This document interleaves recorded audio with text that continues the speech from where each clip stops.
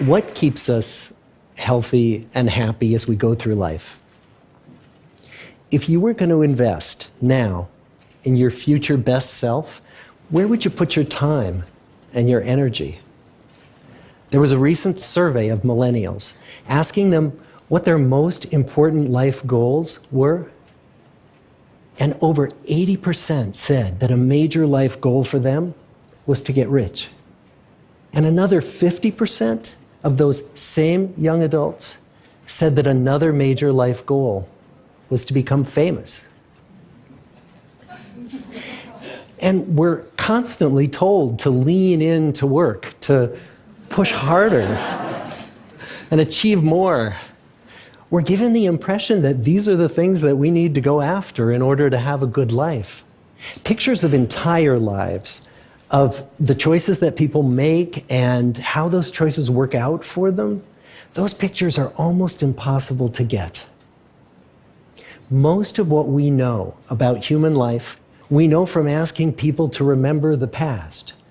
And as we know, hindsight is anything but 20/20.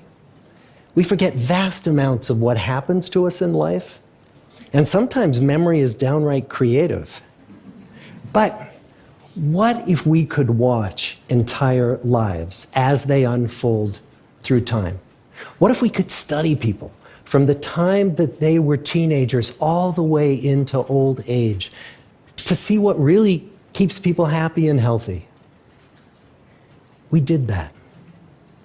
The Harvard study of adult development may be the longest study of adult life that's ever been done. For 75 years, we've tracked the lives of 724 men. Year after year, asking about their work, their home lives, their health, and of course, asking all along the way without knowing how their life stories were going to turn out. Studies like this are exceedingly rare. Almost all projects of this kind fall apart within a decade because too many people drop out of the study, or funding for the research dries up, or the researchers get distracted, or they die, and nobody moves the ball further down the field. But through a combination of luck and the persistence of several generations of researchers, this study has survived. About 60 of our original 724 men are still alive, still participating in the study, most of them in their 90s. And we are now beginning to study the more than 2,000 children of these men. And I'm the fourth director of the study. Since 1938, we've tracked the lives of two groups of men. The first group started in the study when they were sophomores at Harvard College. They all finished college during World War II, and then most went off to serve in the war. And the second group that we've followed was a group of boys from Boston's poorest neighborhoods. Boys who were chosen for the study specifically because they were from some of the most troubled and disadvantaged families in the Boston of the 1930s. Most lived in tenements, many without hot and cold running water. When they entered the study, all of these teenagers were interviewed, they were given medical exams. We went to their homes and we interviewed their parents. And then these teenagers grew up into adults who entered all walks of life. They became factory workers and lawyers and bricklayers and doctors, one president of the United States. Some developed alcoholism, a few developed schizophrenia. Some climbed the social ladder from the bottom all the way to the very top, and some made that journey in the opposite direction. The founders of this study would never in their wildest dreams have imagined that I would be standing here today, 75 years later, telling you that the study still continues. Every 2 years, our patient and dedicated research staff calls up our men and asks them if we can send them yet one more set of questions about their lives. Many of the inner city Boston men ask us, "Why do you keep wanting to study me? My life just isn't that interesting." The Harvard men never asked that question.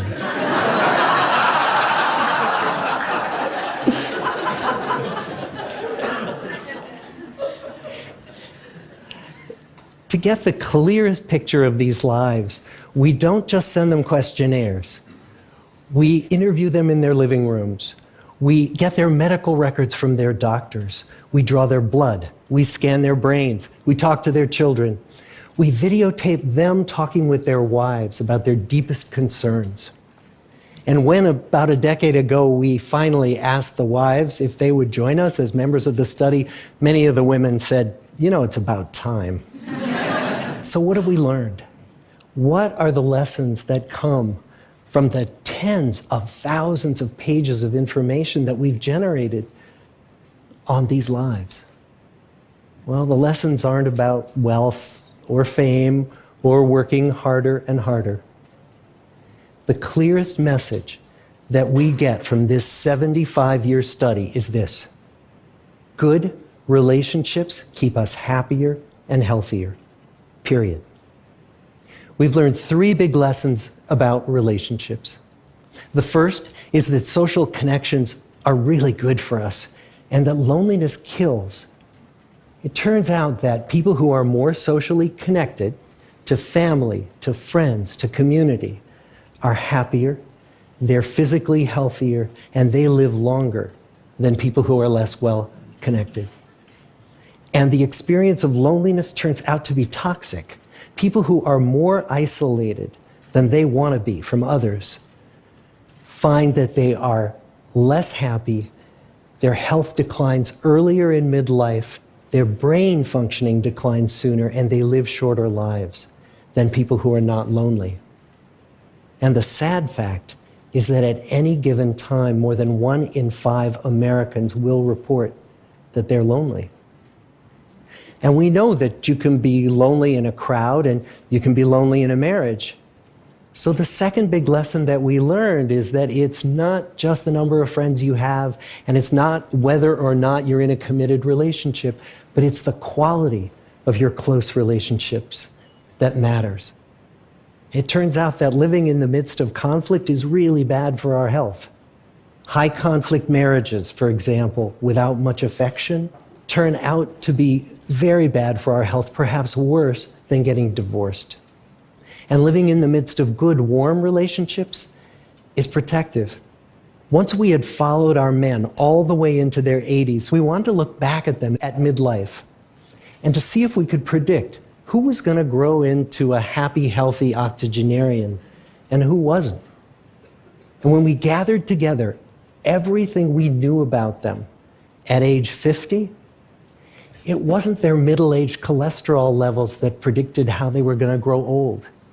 It was how satisfied they were in their relationships. The people who were the most satisfied in their relationships at age 50 were the healthiest at age 80. And good, close relationships seem to buffer us from some of the slings and arrows of getting old.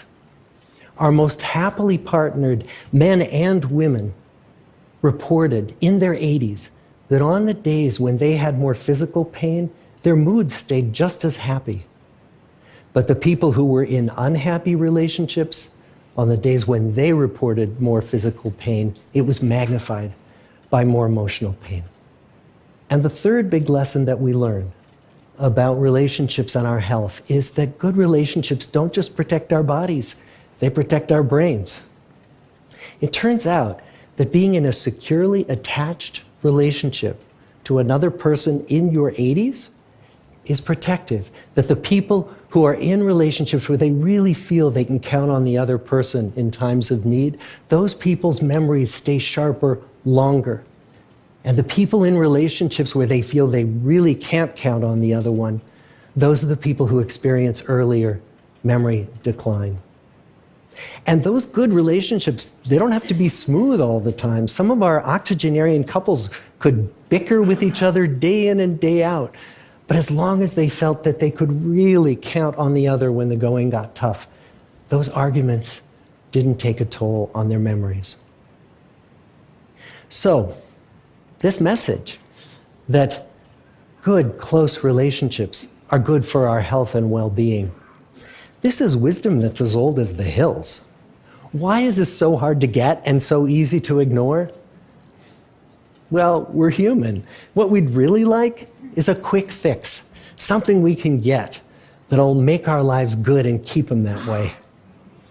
Relationships are messy and they're complicated, and the hard work of tending to family and friends, that's not sexy or glamorous. It's also lifelong. It never ends. The people in our 75-year study who were the happiest in retirement were the people who had actively worked to replace workmates with new playmates.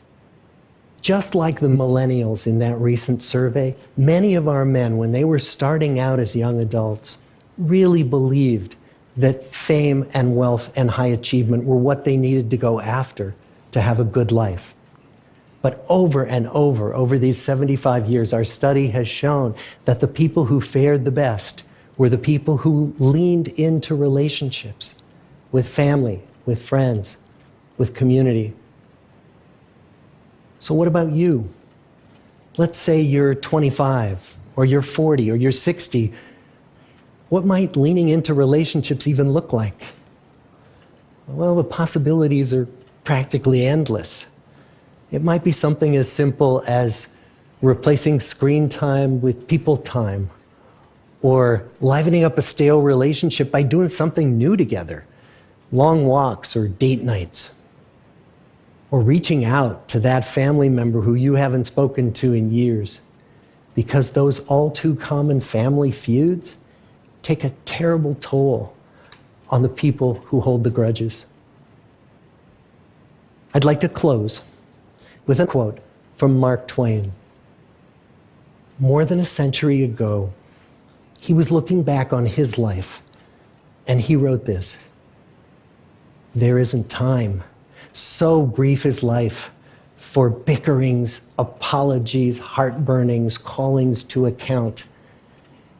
There is only time for loving, and but an instant, so to speak, for that."